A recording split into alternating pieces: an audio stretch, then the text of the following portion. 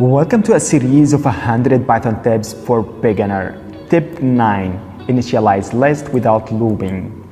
I have a list with 4 items, 1, 2, 3, 4, and I want to initialize this list without looping, just in a line of code. How to do this? You simply write the name of the list equal square brackets multiply the size of this list, which is here 4.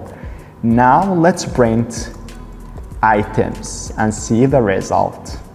Here you are. The result is empty because we don't assign any value. To assign a specific value, you can write the value here directly, for example 5, or you can write any value. Then see the result. Now all items in the list equal 5. Assigned to 0 by the same way, all values in the items initialized by 0.